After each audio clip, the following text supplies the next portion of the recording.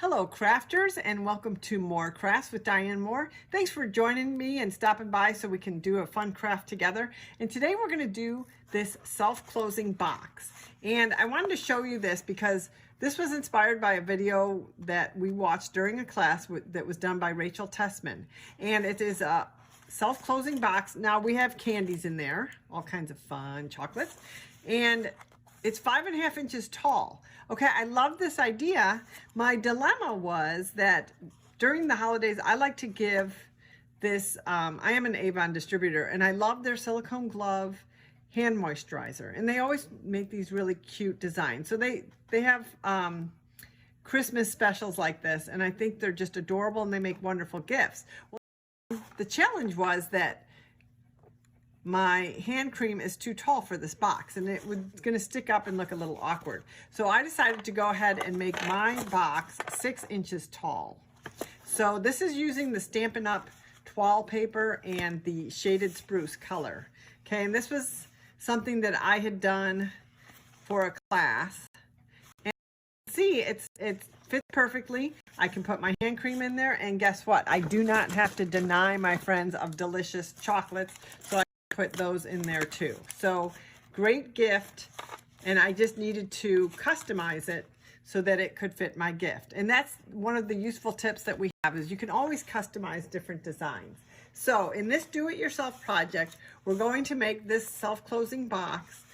I'm going to use not just this paper, but I'm going to go ahead and do something with more of a winter theme that's a little lighter. And this is my inspiration. It's again from the Let It Snow suite in the holiday catalog. And look at these cute little Christmas trees, and the Christmas trees actually have glitter on them. I'm not sure if you can see that, but this comes from the Let It Snow suite in the Stampin' Up holiday catalog, and it comes with 12 pieces of paper.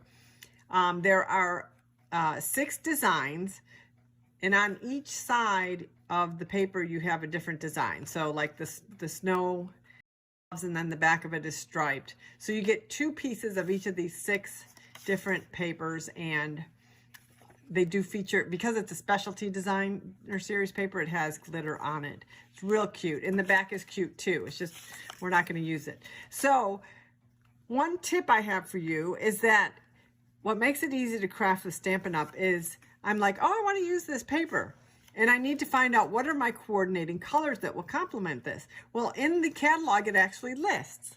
And I don't know if you can see this, but it says that the paper has these colors in it: Basic Black, Blueberry Bushel, Coastal Cabana, Flirty Flamingo, Real Red, Shaded Spruce, and Winter White. So I can choose any one of those colors, and these, of course, are Stampin' Up colors. They have unique names. So I can go to my bright collection of papers because it has Coastal Cabana in it, and that's this color. And it also has Flirty Flamingo. And I can decide, well, which of these 2 would I like to use? And the beauty is I can use either or because the colors coordinate. Perfect. So that makes life a bit easier, crafting life a little bit easier, because the color coordination is already done for you. So I'm going to go ahead and use the Coastal Cabana as my coordinating color. And again, the designer series paper comes from the Let It Snow suite in the Stampin' Up 2019 holiday catalog. Okay, so let's get started. What are we going to need for this? Well, we're going to need our scoring tool, of course. And what I do love about the scoring tool, the Simply Scored scoring tool by Stampin' Up, is it has numbers across the top, and it has numbers across the side. It has a placeholder for the stylus tool that actually comes with this product, and so it snaps in, makes it easy to keep it, and I always know where it is. Well, I say always, almost always. The other thing I like about it, and what we will need, is we're going to need our bone folder. Well, this scoring tool actually has storage in the top part. So I can just pop open my storage container, and I can, and there you go. You can see it's got, right now I have my bone folder. I think I have a chalk marker. I have some spare blades in there, and I have my marker for my that I can actually put into these tabs. So if I want, oops. So for instance, if I know, oh, we're going to go ahead and score one of our things at 5 inches, I can put this piece in here. And I do use that when I'm doing a lot of projects. And I know I'm going to be working well into the night. But for purposes of showing you, I'm going to not use that right now. So then I can just close up my little container and take out my scoring tool, because we will be using that. Okay, so we need our scoring tool. We need our tear and tape. We need our Stampin' Snips, our multi-purpose glue, and we're also going to need our Stampin' Trimmer. We are going to make some great angles with this. I'm going to show you how to make these angled paper cuts using the trimmer. So it's a lot of fun. And then the other thing we're going to need, of course, is our paper. So we have one piece that's at 8.5 by 6 inches. And the 8.5 is actually going to be the long side and 6 inches tall. Then we're going to need a piece of our designer series paper, and that is 3.5 inches wide by 3 7/8 inches tall. I'm just going to have to show you one of my cut ones. 3.5 inches wide by 3 7/8 inches tall. We're going to be cutting that later. The other thing you're going to need is a pencil. And if you do have the Stampin' Up grid paper, I highly recommend that you do get your grid paper out for this project. What I love about this paper is it has the inches or centimeters across the bottom and across the side. It has lines in very small increments across the whole paper so that we can use it to make sure we're doing straight lines. And like I said, we have inches on one side, and for those in Europe and many other countries, we have centimeters on the other side. So when I am watching a video, maybe someone I'm watching is in Germany or England, I actually can follow along with them and use my centimeter side. Okay, so the first thing we're going to do is let's go ahead and get out your 8.5 by 6 piece of paper.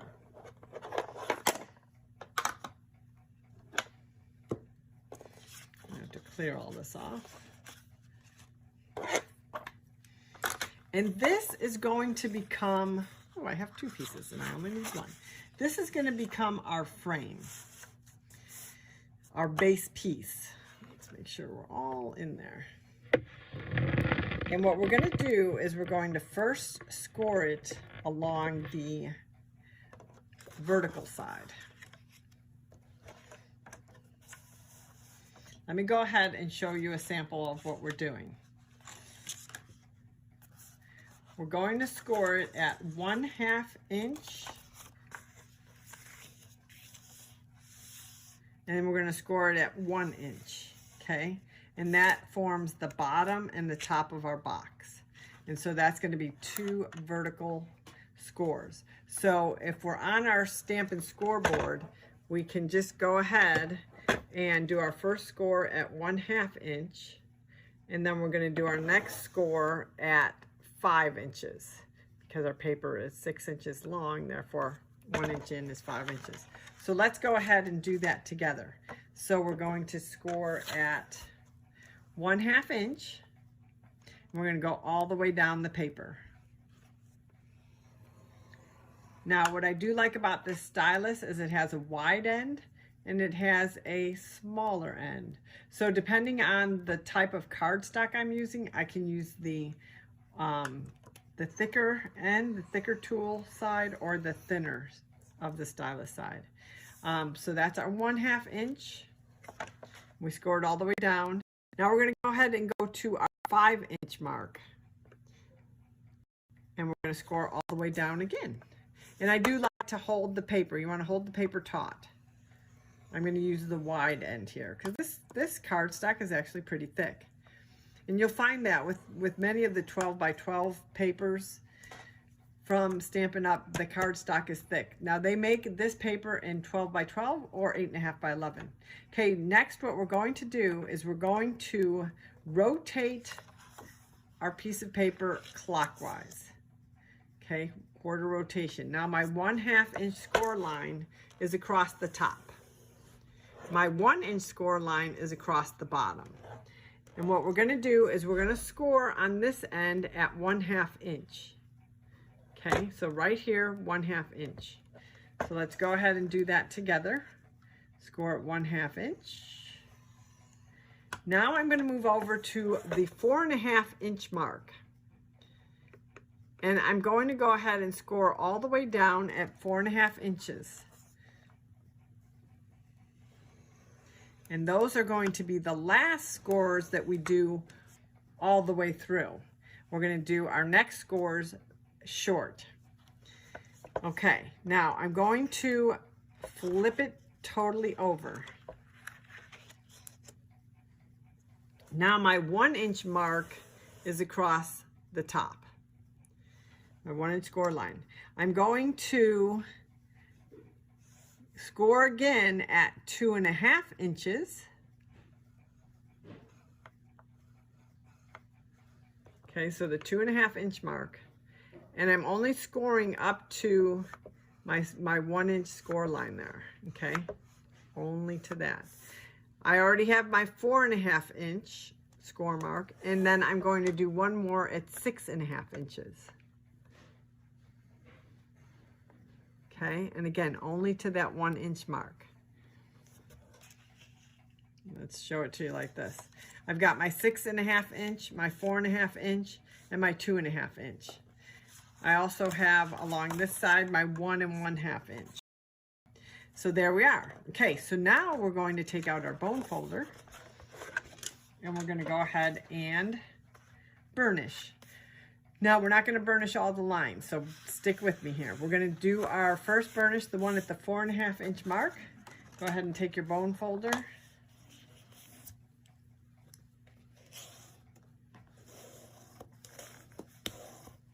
We're going to take our 1/2 inch that's going vertically, and we're going to burnish that.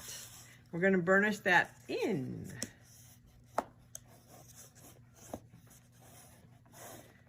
Because how our box is going to close is we're going to actually put tear and tape along here, and we're going to close it like that.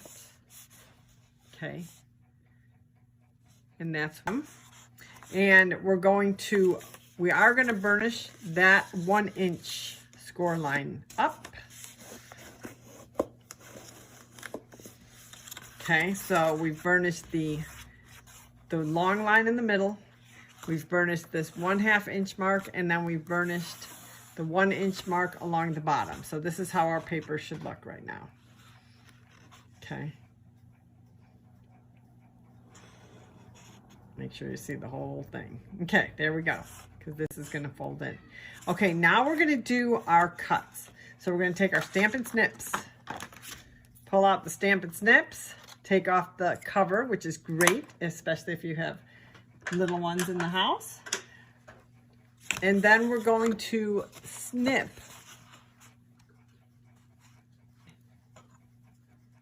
We're going to snip at the marks that we made along the bottom. We're going to snip at the one in the middle. I'm going to do that first. We're going to snip at the end one, which was just, these are all 2 inches apart. And we're going to snip right there. Okay, so those are just straight line snips right now. Okay, we just made 3 straight line snips. That was it.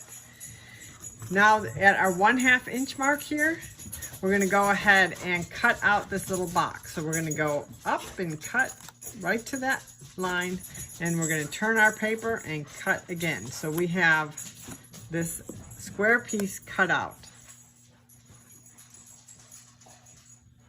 Okay, and that's how our cut looks. Now, because I really like to make the box easy to fold, I'm going to come back along here and do very slight diagonal snips, because this is the bottom of our box and it's going to fit together, and I want it to be not too bulky. So very slight snips into the middle, just at a diagonal. And there's actually a name for this. Oops, don't have to snip. snip that. And then these are very, very sharp scissors actually, or snips, I guess they're called. Okay, and so that gives us these nice little diagonals. And sometimes I pull that, but I'm going to recommend that you don't. You just actually snip it. Okay, and then just because I want it to look uniform, I'm going to snip along there and along here too. Okay, so now we're going to put our snips aside. I always put the cover on. And the nice thing, it took me a while to figure this out, but where the very big bolt is actually, there's a hole for that. I used to struggle with that and be like, why is it not fitting? So now what we're gonna do is we're gonna take, we have our 1/2 inch side folded here. So we're leaving this piece down. I'm gonna fold that one up that's next to my 1 inch side. Fold this one down, and I'm going to fold this next one up. So I have those two folded up, and I have this end one and one over that are facing us. I'm going to take my tear and tape. So you want to get out your tear and tape. You're going to put 2 strips along the bottom here. Once you make a couple of these, then it all comes together. I always, when I'm learning something, there's such a learning curve, right? And then take and put it on that other one. And there.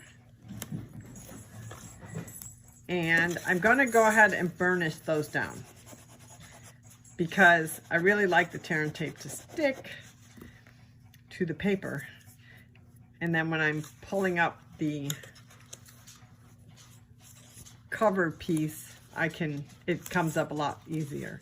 Now I'm going to go ahead and put tear and tape along this 1/2 inch flap. So remember, I've turned that flap in. So put it closer to the fold. Okay. See how tear and tape just makes your life easy, because you can just tear it. Tear and, well, tape and tear is actually what we're doing. And then I'm going to burnish that also. Okay, so now we've got these pieces. So we've got our frame. So it should look like this. We've already got one. I had done one earlier. Now what we need is we need to make our diagonal scores here. And this is where our trimmer comes in. I'm going to show you on a sample how that looks. Okay, here's our paper. And we need these diagonal scores. And what we're going to do is we're going to make a dot at this area where we just cut on this side, and we're going to make a dot on the area where we cut on this side. And I'm going to move this over because I want you to see the corners. On this one, we're going to angle it all the way up to the outside corner.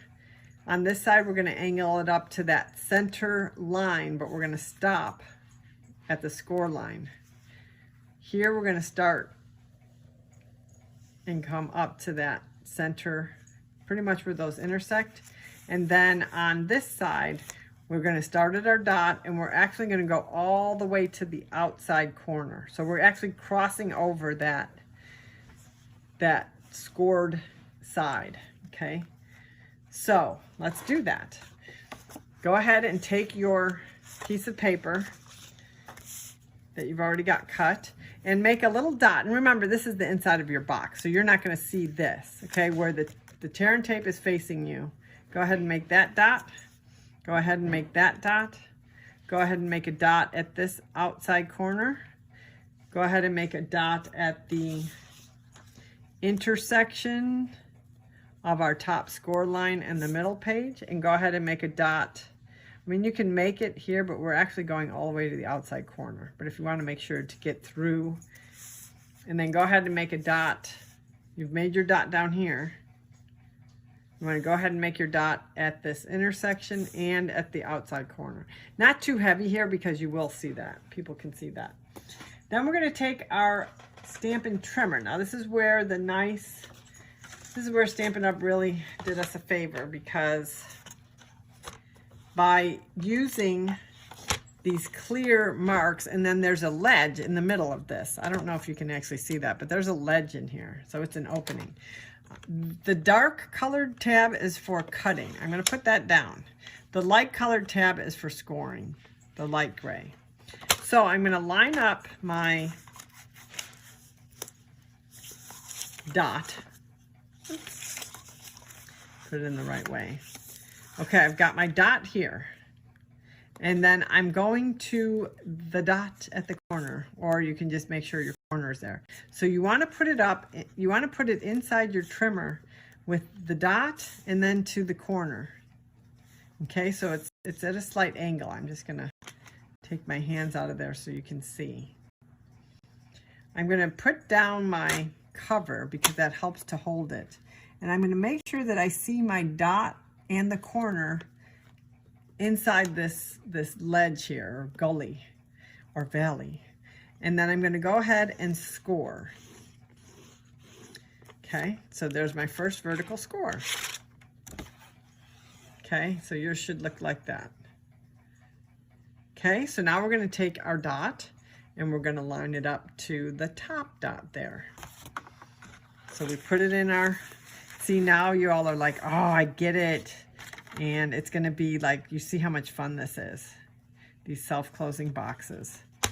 And you can play with the height. That's the beauty. Now that you know how to do it, you can make it as tall or as short as you want. Like the other thing, another thing that I was going to put in it. Okay, now I've lined up my dot at the bottom with the dot here, which is actually the intersection of the two score lines. Okay. And then I'm just going to score it. I was going to put some of the Avon chapsticks that they make for the holidays. Well, they make them, are awesome, and I do love their vitamin C balm. It's really nice. And that would fit in the shorter box. So I do have papers. My scraps are shorter, so I can use those to make short boxes. So there's my next vertical. Now I'm going to do the same thing with this side. So I've got my dot on the bottom and I've got my corner piece. The corner piece is actually the top dot. I'm going to make sure that they're both in that valley.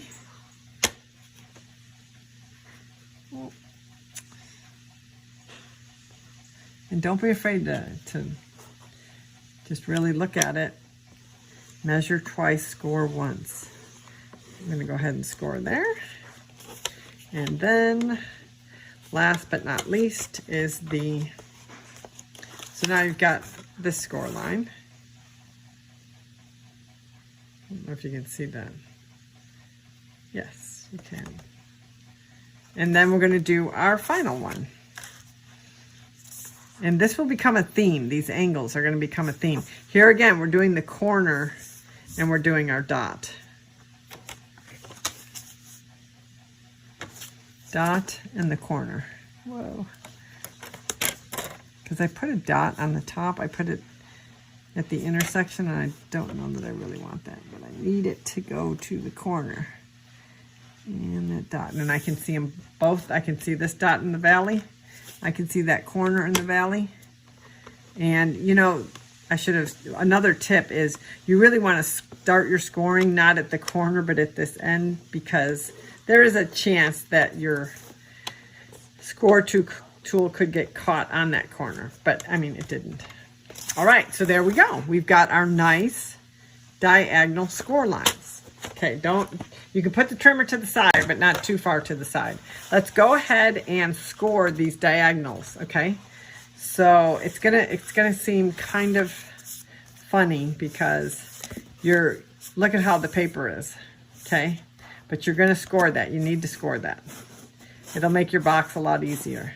And so at this point, your flap, see, that's another reason we cut those at a diagonal. It should not be getting caught. So you're scoring.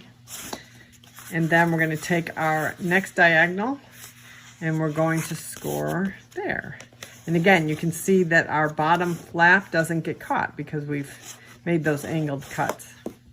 Look, I should take these little pieces out of here. Although they're making a nice little like, I'm gonna score this both ways. You know me, I'm a burnishing crazed. I like to burnish all my edges because, make sure you can see that. Okay, and go ahead and burnish.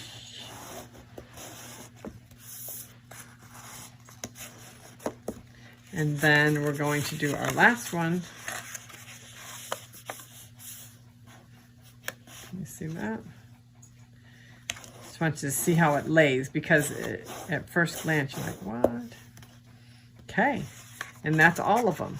So now, if you want to, you can go ahead and erase your dots. I do want to erase that one in the top because people would see that.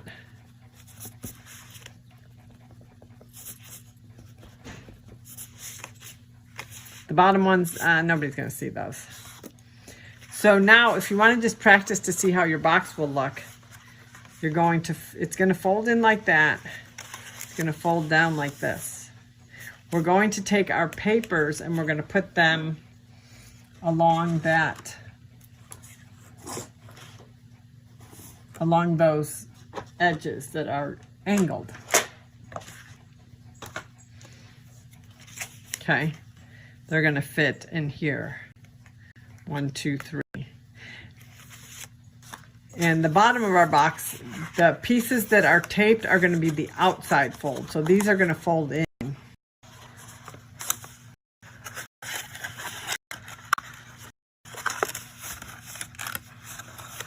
And then our bottom will be like that. And is that the coolest thing ever? Okay, so let's go ahead and decorate it and make our designer series paper so we can go ahead and get our pieces down. Okay, so like I said, our designer series paper piece is 4, nope, sorry, not 4. It's 3.5 inches wide by 3 7/8 inches tall. And since I can't seem to find my other one, I will go ahead and cut another one with y'all. And that way you can see how we measure it on our score, our Stampin' Trimmer. Now, like I said, with the Stampin' Trimmer, the dark blade is the cutting blade. So we're going to come on in.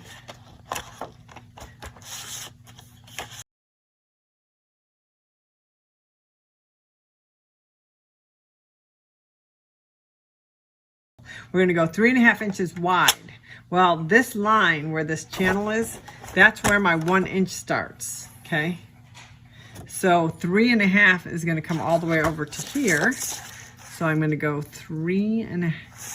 So it's going to be 3.5. Whoa, 3.5 from here. Okay, I want to make sure I've got that.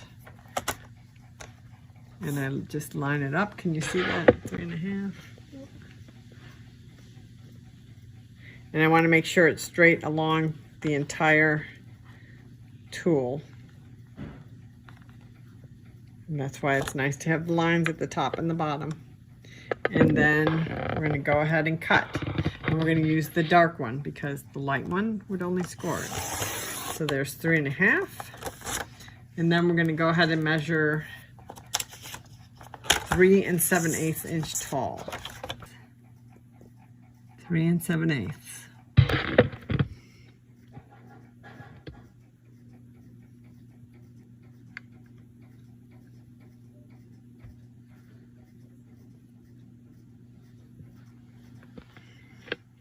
Okay, and then I am going to hold it because this page is kind of short. I really want to hold that. And then cut. Now we've got it. Okay, so our page is 3.5 inches wide. And it's 3 7/8 inches tall. So I need to make a mark halfway, just very lightly, okay, at 1 3/4. Okay, And just mark your paper. So now we're going to take our trimmer back out. We are going to line up our dot.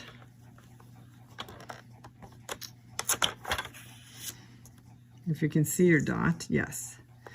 Line up our dot with the corner. And you do want to be pretty precise on this. So here's your dot. Here's your corner. You're going to close her up. Oops. You want to make sure you see the dot in the middle and that you see the corner in that middle channel. And you're going to go ahead and I do this one on cut from the wide side. Don't cut into the corner there. So now we've got our first slice, our first diagonal piece. And then we're going to do, and so it should look like this.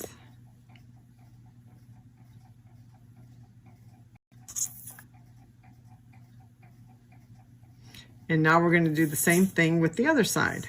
So our dot was there, but I'm going to now turn it so that my corner is there.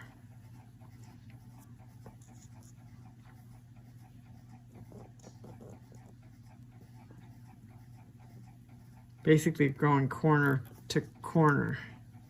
So you've got to make sure that is precise.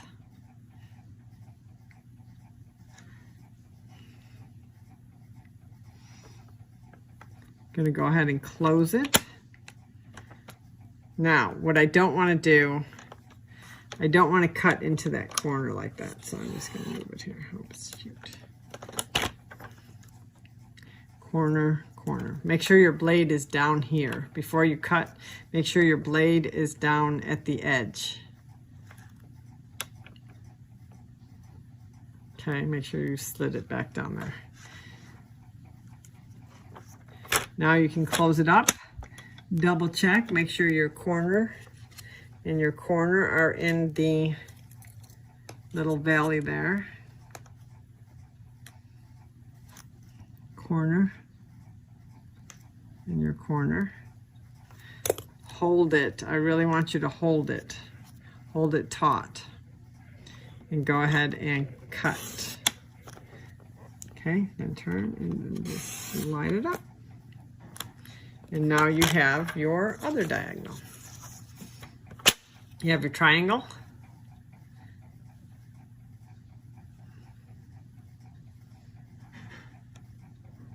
And you have your other diagonal. So all together, it looks like that. So now we're going to go ahead and tape those to our box. Now we take our box. You can decide if there's one side that you think you want as your front. It doesn't matter. You could do it this way, or you could do it this way.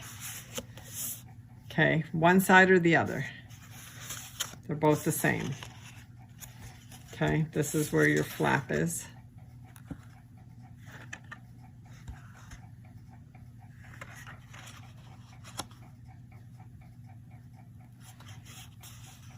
I like my closure to be to the back.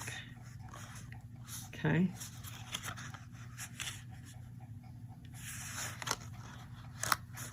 Okay. Now we're just going to glue our pieces on. So we're going to take our multi-purpose glue. We're going to take our pieces. The reason I use the multi-purpose glue for this is I have a little bit of play.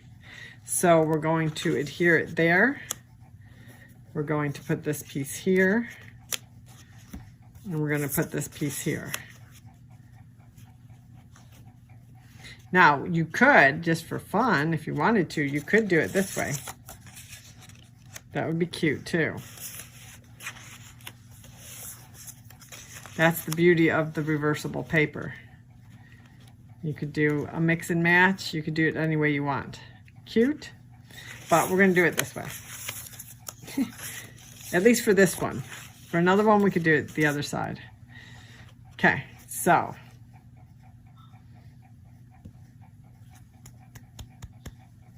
Okay.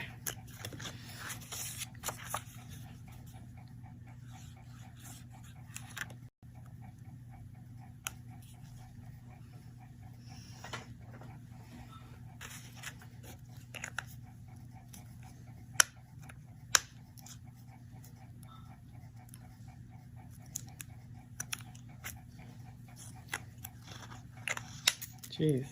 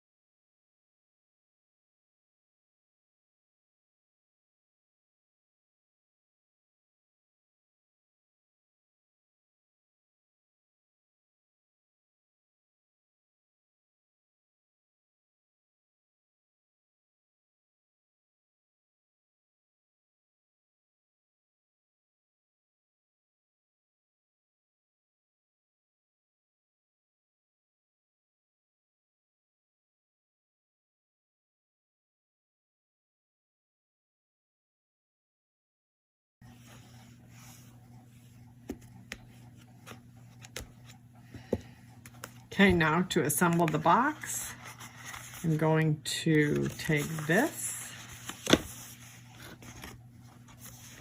We're going to pick them up. I'm going to use this to take off the tear and tape because it makes it a heck of a lot easier. I like the tab side to close this way. Okay, so let's go ahead and take our tear and tape. Let's go ahead and close these items.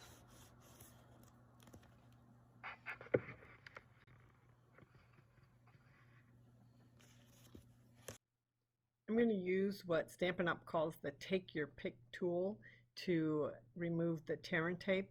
One end has two changeable double-ended tips with a paper piercer, and then on the other end is a mini spatula, small stylus, and a large stylus. So it makes it very convenient to, as you can see, I have short nails, so it makes it very convenient to pull up the tear and tape. I can pick up sequins, paper accents, other small objects. It's just a really nice tool, and that again is on the list of supplies for the project.